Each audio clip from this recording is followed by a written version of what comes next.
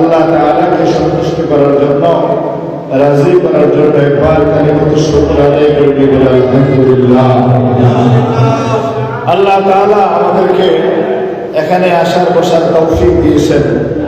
ফয়জুল কোরআন international মাদ্রাসা এই বিরল আয়োজনে আমরা বসতে পারলাম, আসতে পারলাম, এতে আমরা খুশি না বেজা।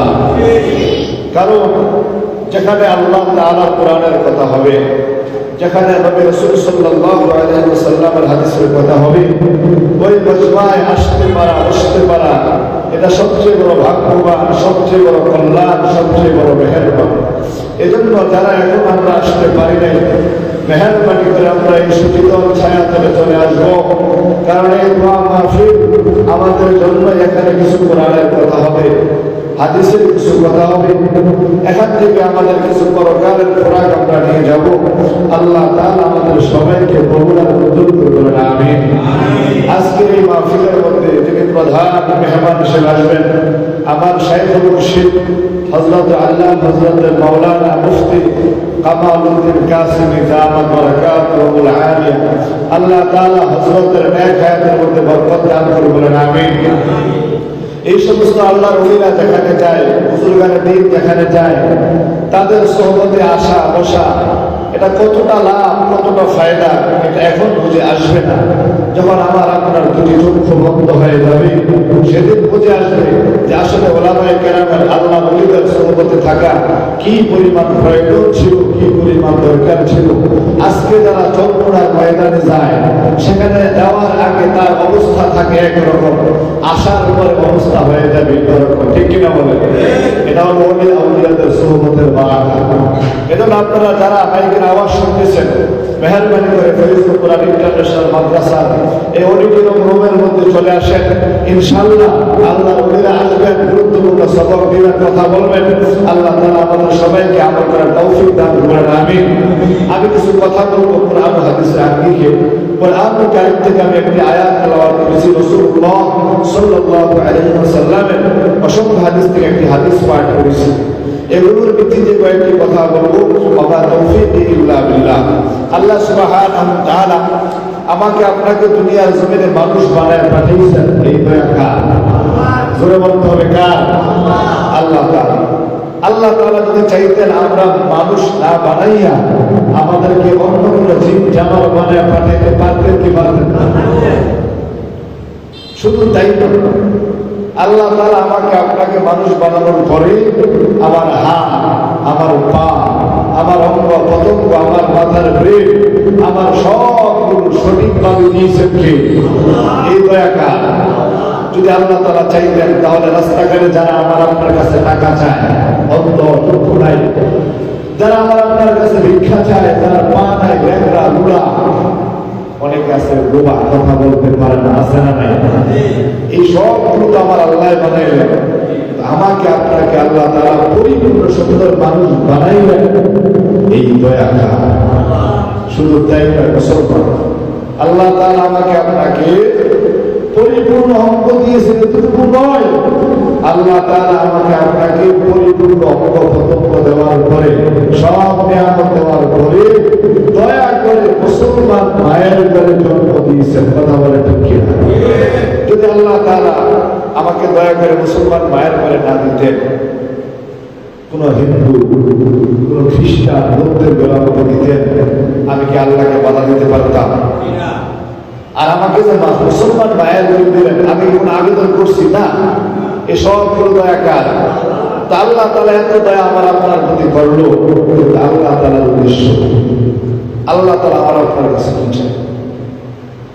আল্লাহ পাক রব্বুল আলামিন কুরআনুল কারীমের মধ্যে জানায় দেন, আল্লাযী খালাকাল মাউতা ওয়াল হায়াতা লিয়াবলুয়াকুম আইয়ুকুম আহসানু আমালা। আল্লাহ পাক রব্বুল আলামিন কুরআনুল কারীমের মধ্যে বলেন, দুনিয়ার জমিনে আমি তোমাদেরকে পরিপূর্ণ নিয়ামত দিয়ে পাঠাইছি গোলাম, সব নিয়ামত আমি সুন্দরভাবে দিলাম, সব নিয়ামত আমি দিলাম। ও বান্দা, আমি তোমার কাছে কি চাই তুমি তো জানো না। আল্লাহ তাআলা সূরাতুল মুলুকের মধ্যে জানায়া দেয় আমি আল্লাহ দুনিয়ার জমিনে তোমাকে পরিপূর্ণ ক্ষমতা দিলাম। এর কারণ হলো আল্লাযী খালাকাল মাউতা ওয়াল হায়াতা লিয়াবলুয়াকুম আইয়াকুম। আল্লাহ তাআলা বলেন আমি তোমাকে জন্ম দিলাম, আবার মৃত্যু দান করব, সব কিছু আমি আল্লাহ তাআলার হাতে রেখে দিলাম। সব আল্লাহ তাআলার হাতে। কথা বলেন ঠিক কিনা? আমাদের মরণ কার হাতে? আমাদের জীবন কার হাতে? আল্লাহ তাআলার হাতে। এই সবগুলো সুন্দরভাবে দিয়েছেন কেন? আল্লাহ তাআলা বলেন দুনিয়ার জমিনের স্বল্প সময়ের জীবনের মধ্যে তুমি ভালো আমল করো না খারাপ আমল করো, এই বিষয়টা পরীক্ষা করার জন্য। যদি ভালো আমল করো তাহলে আমি যে তোমাকে নিয়ামত দিলাম, এত নিয়ামত দেওয়ার পরও তুমি যখন সুন্দর আমল করছো, তুমি যখন উত্তম আমল করছো, আমি আল্লাহ তোমার প্রতি রাজি হয়ে যাব, খুশি হয়ে যাব। আর এই বান্দার প্রতি আমার আল্লাহ রাজি হয়ে যায়, আল্লাহুল মাওলা বালাউল গোল, যার জন্য আল্লাহ হয়ে যায় দুনিয়ার সব কিছু তার জন্য হয়ে যায়। সুবহানাল্লাহ। তাহলে আমাদের জন্য আল্লাহ হওয়ার দরকার আছে না নাই? তাহলে দুনিয়ার জমিনে সব কিছু দিয়েছেন, সব ঠিক আছে। এখন আমাদের জানতে হবে আল্লাহ তাআলার কাছে দামি কে। এই চামড়ার যে মানুষ আমরা সবাই আছি, সবাই তো একই।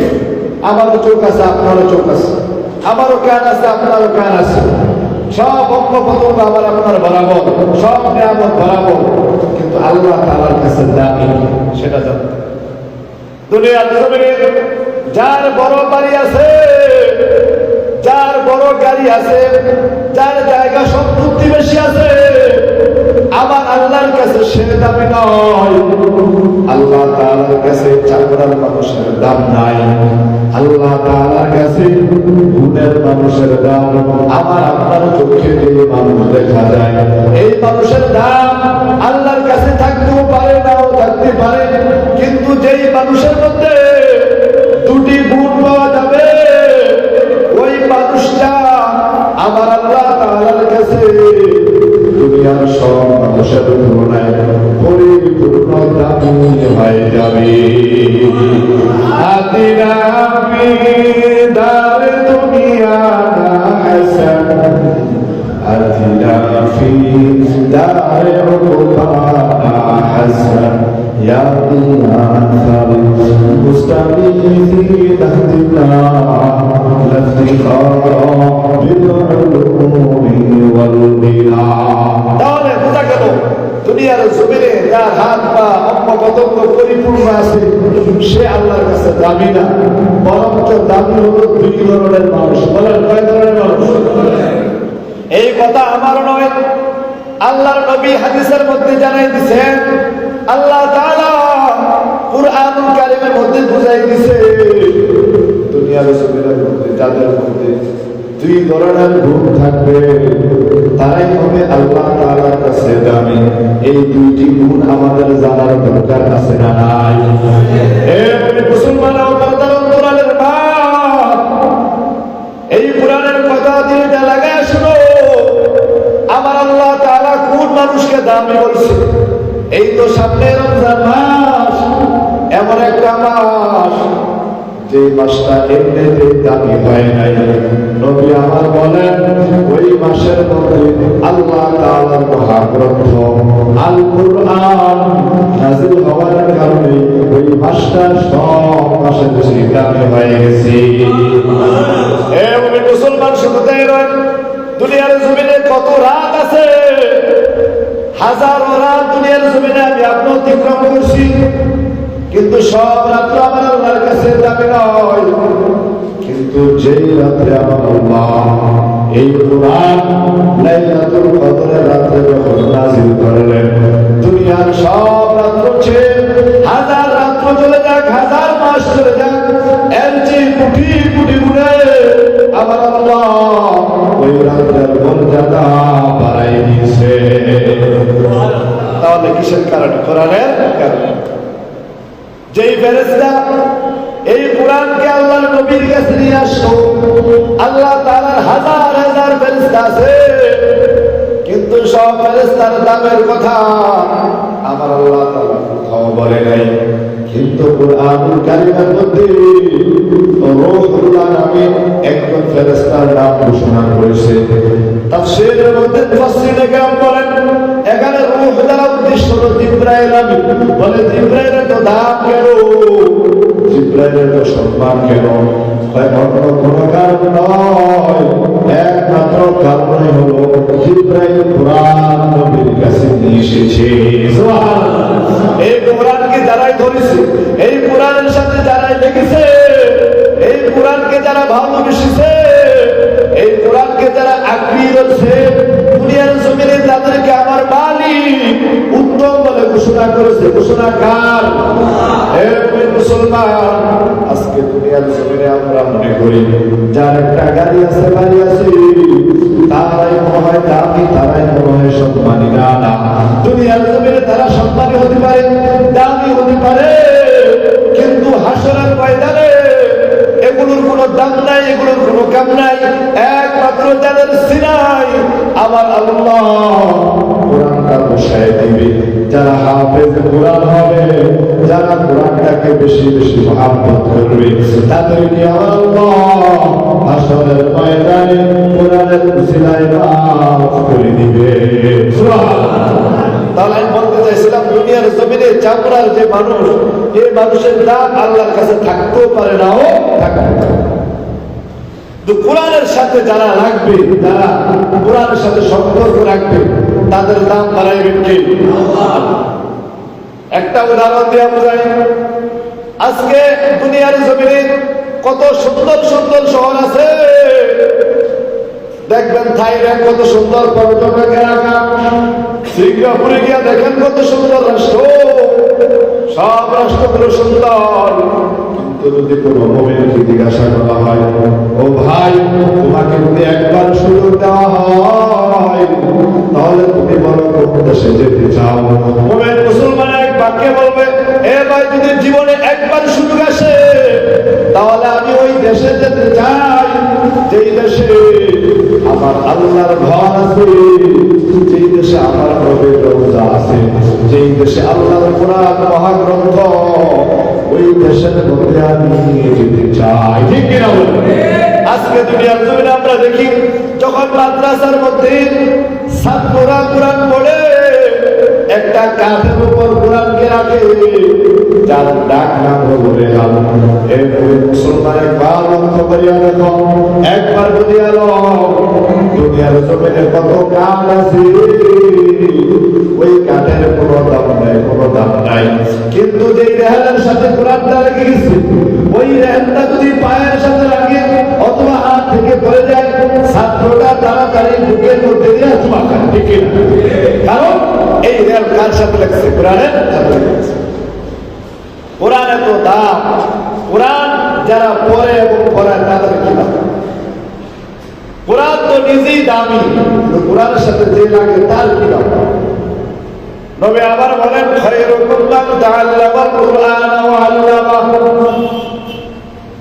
আমি বলছিলাম দুইটা গুণ যারা অর্জন করতে পারবে তারাই দুনিয়ার জমিনে দামি হয়ে যাবে, তারাই আমার আল্লাহ তাআলার কাছে বড় দামি।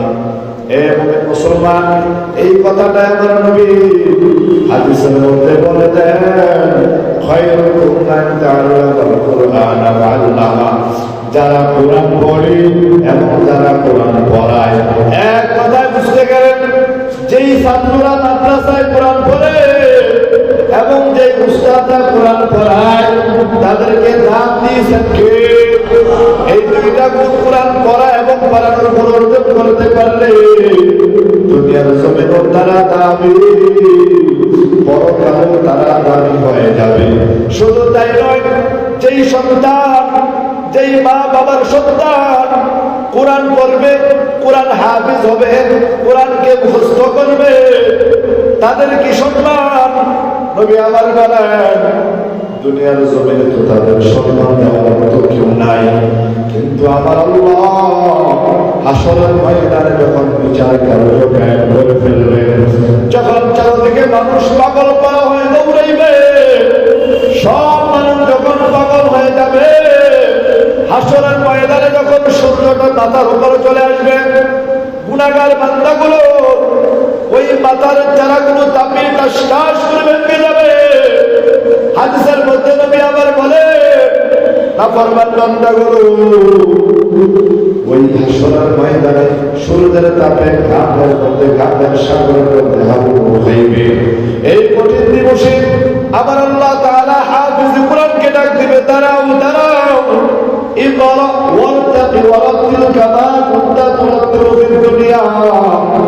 আল্লাহ তাআলা বলবে, ও হাফিজ কুরআন, দুনিয়ার জমিনে কুরআন পড়েছো, আমার কুরআনটাকে মুখস্থ করেছো, তুমি মাদ্রাসার মধ্যে পড়েছো, ফয়জুল কুরআন ইন্টারন্যাশনাল মাদ্রাসা দিয়েছিল, তোমার মা বাবা তোমাকে মাদ্রাসায় পড়াইছে, আজকে তুমি কোরআন তেলাওয়াত করতেই থাকো।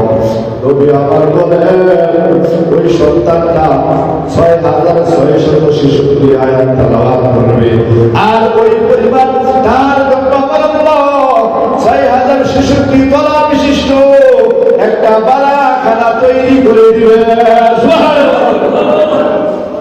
এটা তো হাফেজ কোরআনের সম্মান।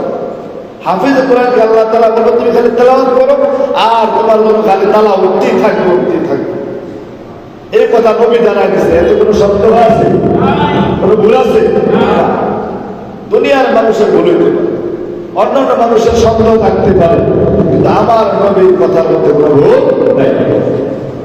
এবার যার সন্তান হাফেজ হবে, যার ছেলে কোরআন পড়বে, মাদ্রাসায় পড়বে, তাদের কি লাভ, তাদের কি সম্মান, তাদের কি দাম?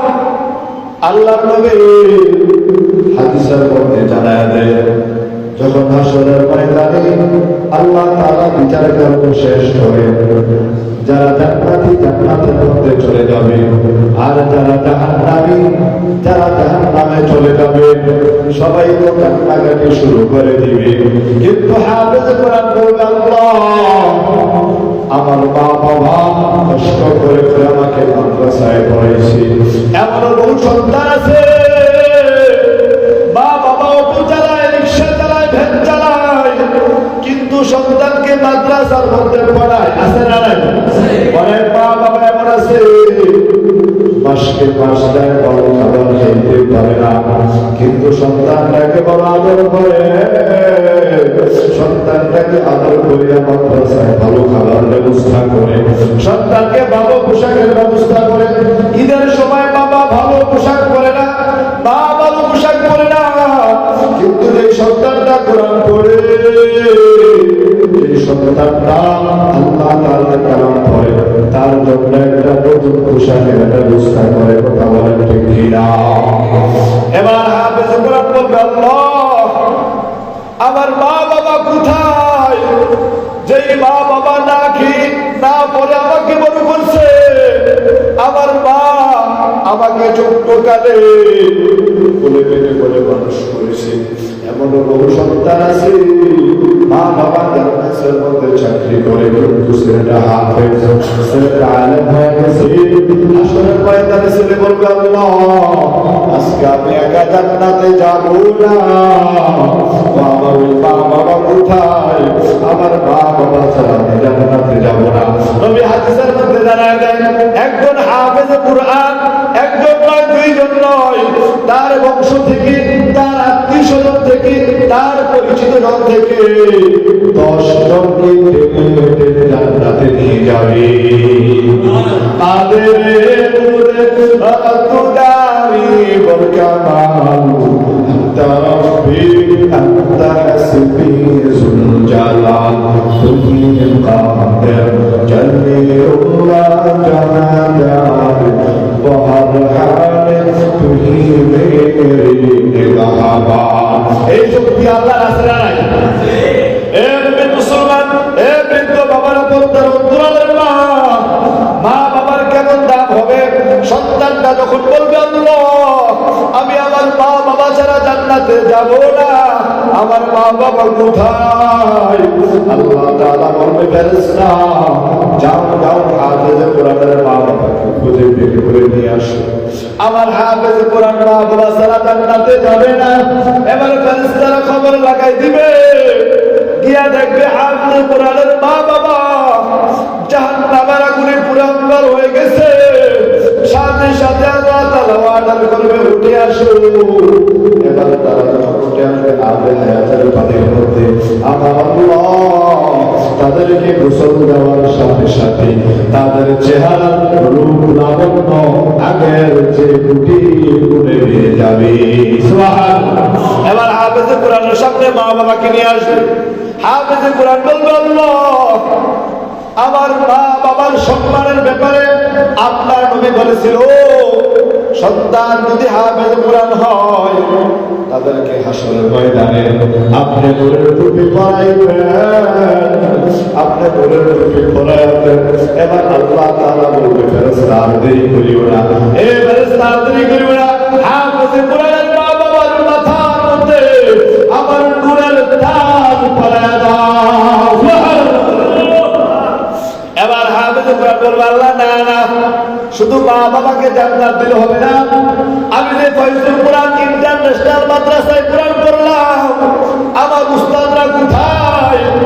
কিন্তু ওই মাদ্রাসার মধ্যে যারা সহযোগিতা করছে, যারা আমাদেরকে পড়ার জন্য সুযোগ করে দিয়েছে, যারা মাদ্রাসায় মুসলমানকে দান করতো আমরা সেগুলো খেয়ে খেয়ে বেঁচে থাকতাম, যারা মাদ্রাসার মধ্যে ফ্যানের ব্যবস্থা করে দিচ্ছে, লাইটের ব্যবস্থা করে দিছে, আমাদের জন্য সুন্দর ব্যবস্থাপনা করে দিছে।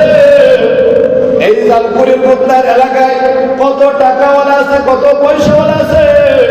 ও বাবা তোমার টাকা তোমার সাথে যাবে না, তোমার পয়সা তোমার সাথে যাবে না, তোমার গাড়ি বাড়ি সব দুনিয়ার জমিনে থেকে যাবে।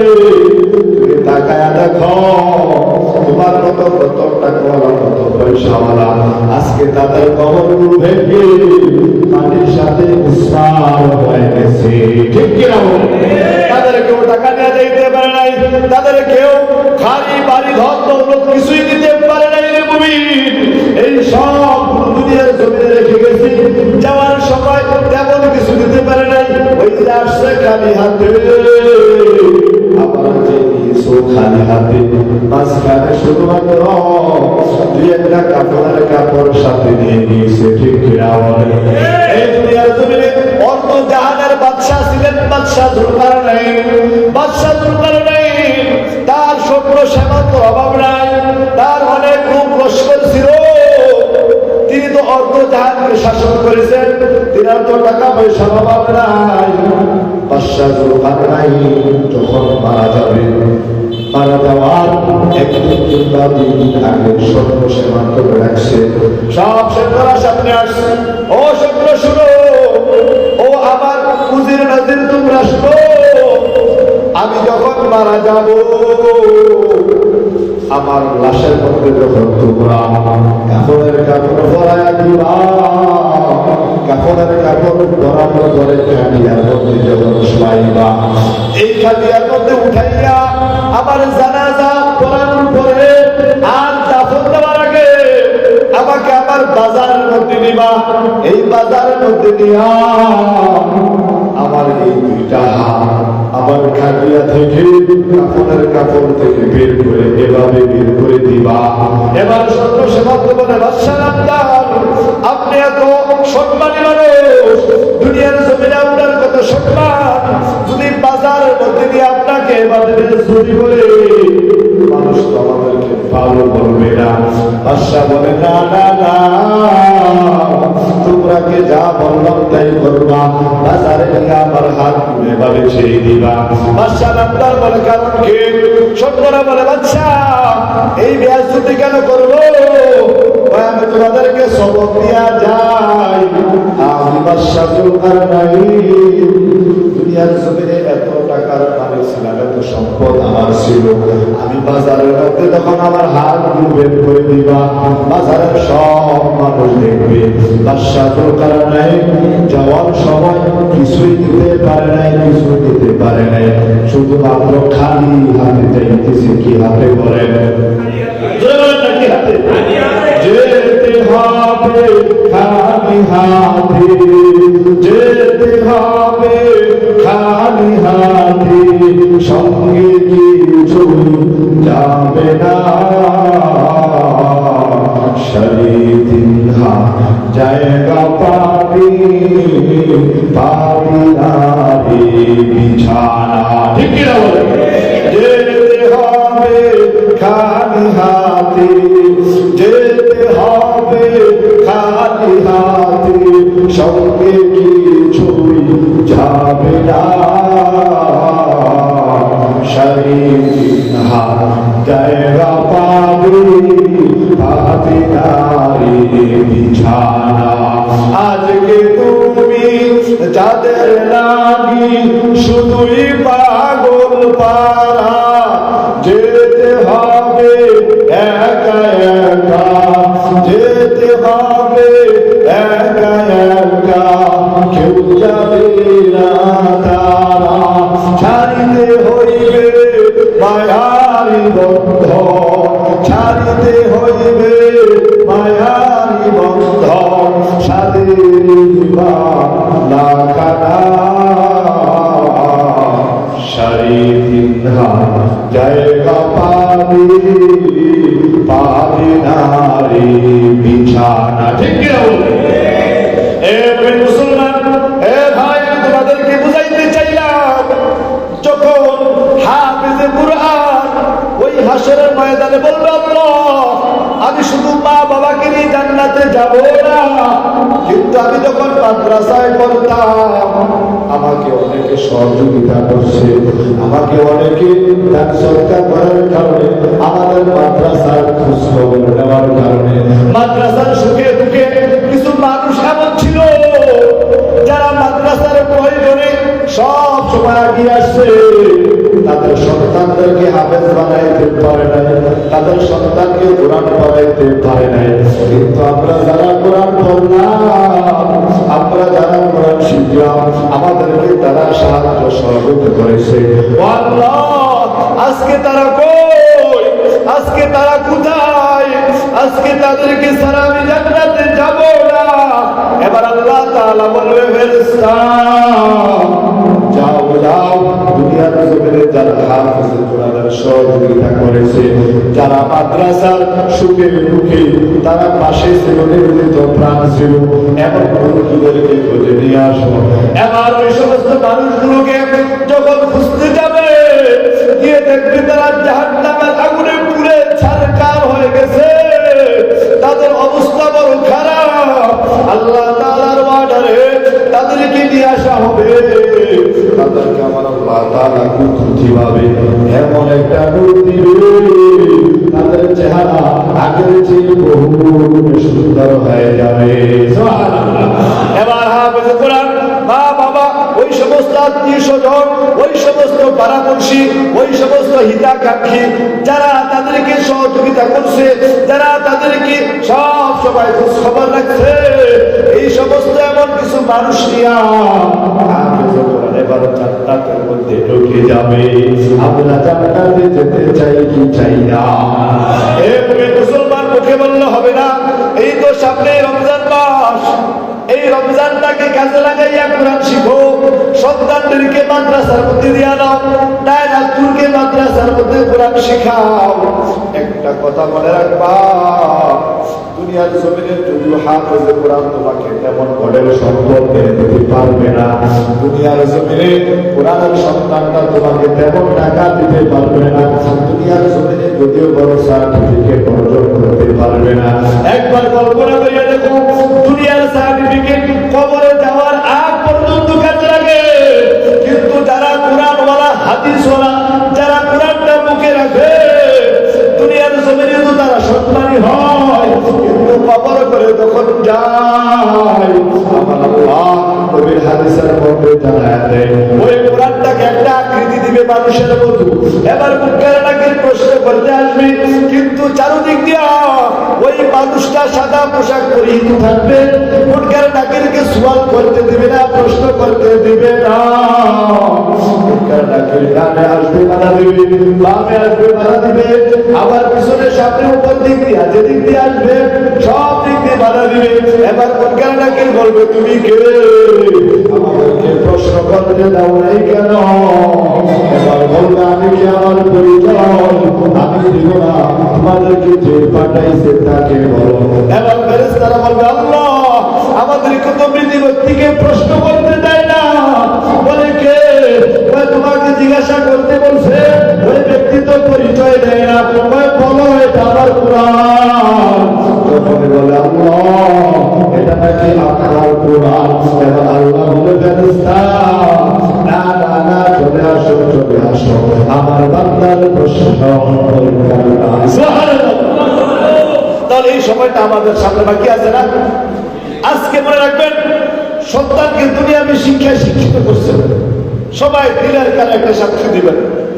হাফেজে কোরআন সন্তান, আলেম সন্তান, মাদ্রাসার পড়ুয়া সন্তান, মা বাবার কবরে যতবার যায়, দুনিয়ায় ডিগ্রিধারী সন্তানকে এতবার যায়? দিল থেকে বলবেন, কথা বলবেন কিনা? অথচ নবীর হাদিস হলো, একজন আলেম সন্তান যদি মা বাবার কবরের সামনে দাঁড়ায়, যে কোনো আলেম হোক, কোন ব্যক্তির কবরের সামনে দাঁড়াইবি, আল্লাহ তাআলা তার 40 দিন কবর আযাব করে দেন। আর যদি সেই আলেমটা হয় নিজের সন্তান, সেই আলেম যদি হয় নিজের সন্তান, তাহলে আমার আল্লাহ তাআলা এই আলেম সন্তানের উসিলায় কিয়ামত পর্যন্ত কবর আযাব করে। তাহলে দুনিয়ার ডিগ্রি তো দুনিয়ায় কাজে লাগবে, কিন্তু হাফেজ কোরআনের ডিগ্রি, আলেম সন্তানের ডিগ্রি শুধু দুনিয়ায় না পরকালেও কাজে লাগবে? আমি নবীর হাদিস থেকে একটা উদাহরণ আপনাদেরকে শোনাই। ওয়ায়ুনুল হিকায়াত ইবনুল জাওজি রাহমাতুল্লাহ আলাইহির কিতাব, অনেক সুন্দর কিতাব। হাফেজ কোরআনের মা বাবার দুনিয়ার ডিগ্রি কাজে লাগে না পরকালেও কাজে লাগে? ওয়ায়ুনুল হিকায়াতের মধ্যে ইবনুল জাওজি রাহমাতুল্লাহ আলাইহি তার কিতাবে লিখছেন। এই উদাহরণটা, এই ওয়াকিয়াটা বলে আমি শেষ করব। ইবনুল জাওজি রাহমাতুল্লাহ আলাইহি তার কিতাবের মধ্যে লেখেন, এক এলাকায় এক দোকানদার ছিল। দোকানদার দোকানের মধ্যে চা কিংবা ওই ধরনের খাবার বিক্রি করত, কিন্তু ছেলেটাকে মাদ্রাসায় পড়ে 1 বছর 2 বছর ছেলেটা হাফেজ হইতেছে। যেই বছর ছেলেটা হাফেজ হইতেছে, এই বছরে ওই দোকানদার মারা গেছে। ইবনুল জাওজি রাহমাতুল্লাহ আলাইহি তিনার কিতাব উয়ুনুল হিকায়াতের মধ্যে বলেন, ওই হাফেজ সন্তান যেই বছর হাফেজ হয়েছে, ওই বছর কয়েকদিন পরে বাবা মারা গেছে। এবার সন্তান সংসারের হাল ধরে ফেলছে, কারণ বাবাই ছিল একমাত্র অবলম্বন, কিন্তু বাবা মারা গেছে। এই দুনিয়ার জমিনে যাদের বাবা নাই মা নাই, তারাই বুঝে দুনিয়ার জমিনের সূর্যের আলো কেমন দাম, তারাই বুঝে দুনিয়ার জমিনে চলাফেরা কতটা কষ্ট, কথা বলে ঠিক কিনা? হাফেজ কোরআন বাবা মারা গেছে, বাবা চলে গেছে, এখন সন্তানরা হুজুরদের পরামর্শ নিয়ে ওই বাবার দোকানের মধ্যে বসে গেছে। কিন্তু সন্তানটা সারাদিন দোকানের মধ্যে বসে, কিন্তু বাবার কথা যখন মনে হয়, চোখের পানি ছাড়িয়া ওই দোকানের মধ্যে বসিয়া বাবার জন্য দোয়া করে। ইবনুল জাওজি রাহমাতুল্লাহ আলাইহি বলেন, ওই হাফেজ কোরআন সকালবেলা দোকানের মধ্যে বসে সন্ধ্যাবেলা বাড়িতে যায়, সারাদিন দোকানদারি করে। সমসাময়িক এক বুজুর্গ, ওই জামানার একজন বুজুর্গ ওই দোকানদারকে একদিন স্বপ্নে দেখলো।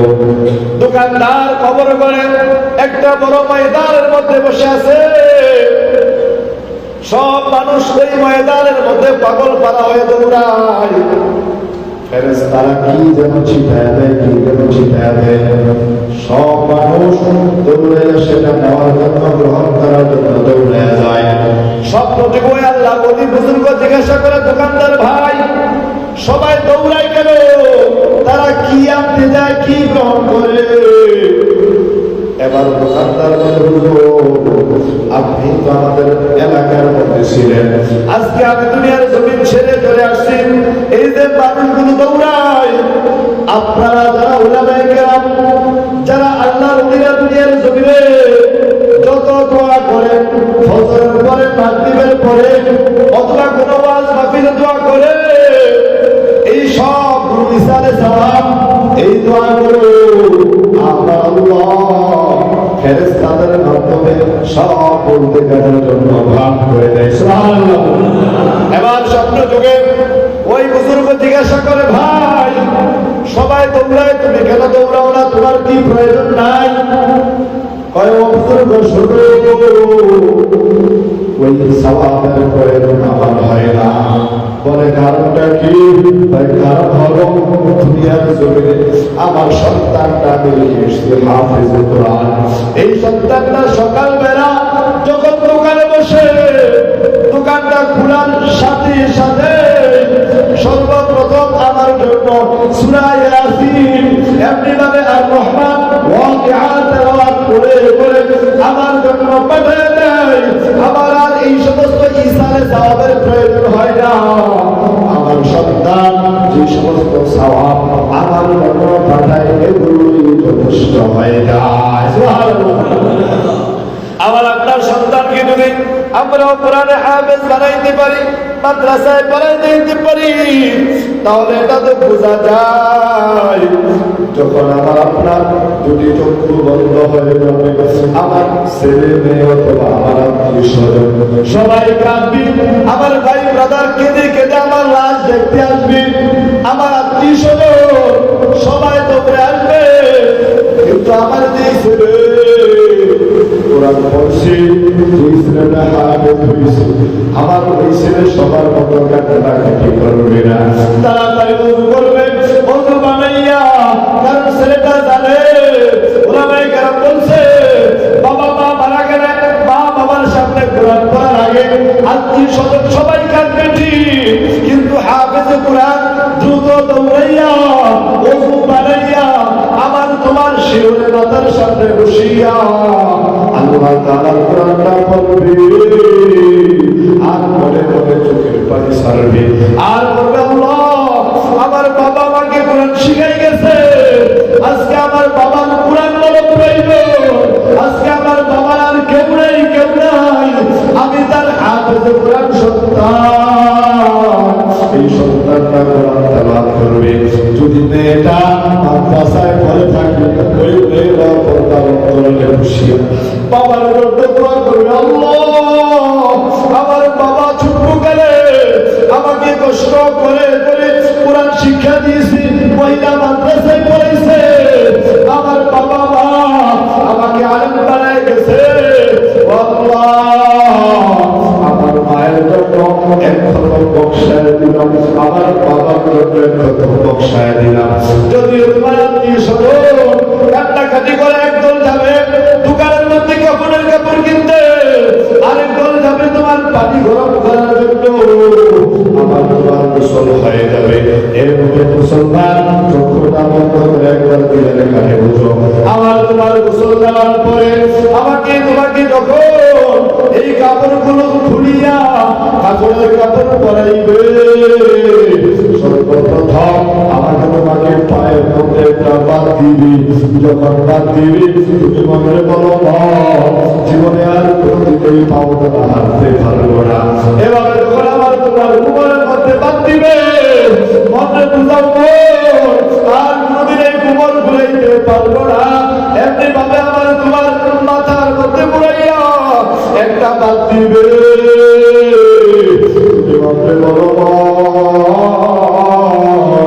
এই মাথার মধ্যে ঘুরাইতে পারবো না, এই জবান দ্বারা আর কোনদিন কথা বলতে পারবো না, এভাবে তখন আমাকে তোমাকে কাটিয়ে চড়াইয়া মসজিদের ময়দানে জানাজা পড়াইবে, সর্বশেষ যখন কাটিয়া টানিয়া আমাকে তোমাকে পাড়া পড়শিরা ওই যে কোন স্থানের দিকে রওনা হয়, একবার লক্ষ্য করিয়া দেখো ওই যে তোমার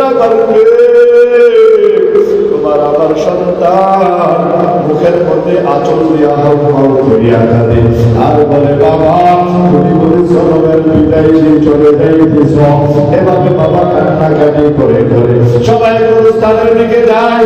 সন্তান যদি বড় হয়, সন্তান যদি আলেম হয়, সন্তান বলে আমি আমার বাবার কবরের মধ্যে নেমে যাব। আজকে দুনিয়ার জমিনে কত দেখতে পাই, বাবার লাশ ঘরের সামনে পড়ে থাকে, ভয়ে সামনে আসে না। কথা বলা ঠিক কিনা? এরকম বহু ঘটনা আছে। ওই যে করোনার সময় দেখছো বাবার লাশ পড়ে রয়েছে, কেউ সামনে দেয় নাই, কিন্তু আলেম সন্তান বাবা মা যতই খারাপ হোক, বাবা মা যতই অসুবিধা হোক, বাবা মা যতই নাফরমান হোক, কিন্তু আলেম সন্তান বাবা মাকে ভুলে না। এবার সন্তানটা কবরের মধ্যে লাফ দিয়ে নেমে যাবে, বলবে দাও দাও আমার বাবাকে দাও, এই বাবাকে আমার কুলে তুলে দাও।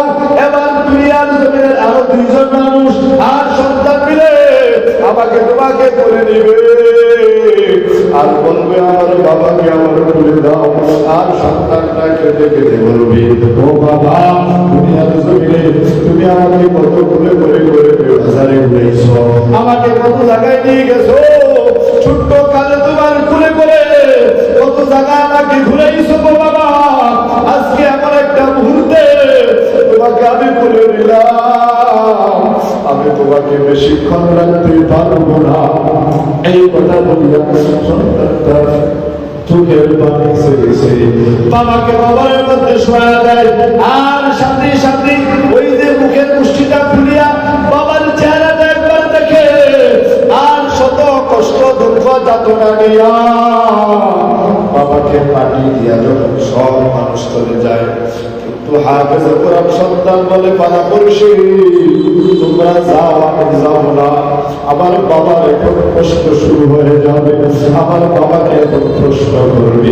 তবে হাদিসের মধ্যে জানা যায়, যদি কবরের মধ্যে দাফন করার পরে ইখলাসের আমল করে, ইয়াসিনের আমল করে, আর রহমানের আমল করে, সুবহান জবাব আমার আল্লাহ তাআলা কুদরতিভাবে সহজ করে দেয়।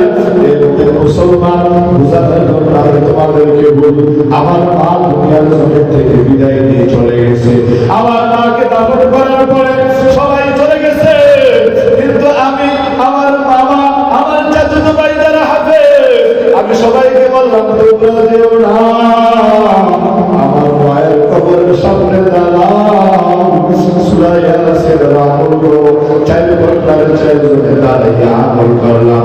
তোমাদেরকে বোঝার জন্য বলি, আমার অন্তরের মধ্যে আল্লাহ তাআলা কুদরতিভাবে সাক্ষী দিছে, এ সন্তান শুনো, তোমার এই আমলের কারণে তোমার মায়ের সুয়ালটা সহজ করে দিয়েছি। আল্লাহু আকবার বলেন। হে মুমিন মুসলমান, আলেম সন্তানটা যাবে না, বাবার কবরের সামনে বলবে আল্লাহ আমি সূরা ইয়াসিনের আমল করলাম, আমি সব কিছু করলাম, আল্লাহ এবার তোমার আমল তুমি করো, আমার মা বাবাকে তুমি মাফ করিয়া দাও। তাহলে আমাদের সন্তান যদি আলেম হয়, তাহলে আপনারা তাকায়া দেখেন, আজকে যাদের সন্তানকে আলেম বানায় গেছে, তারা যেথায় যে জায়গায় থাকুক না কেন, সর্বপ্রথম মা বাবার জন্য দোয়া করে। ঠিক না? আপনারা তো অনেকে ওলামা কিরামের সাথে সম্পর্ক রাখছেন, খবর নিয়ে দেখবেন আলেম সন্তান যত কিছু হোক, মা বাবার জন্য তেমন কিছু করতে পারে নাই, কিন্তু মা বাবার জন্য সব সময় মাগফিরাতের কথা। এই যে মাদ্রাসা সাজাইছে, এই যে মাদ্রাসা সাজাইছে, এই মাদ্রাসার মধ্যে যদি আমরা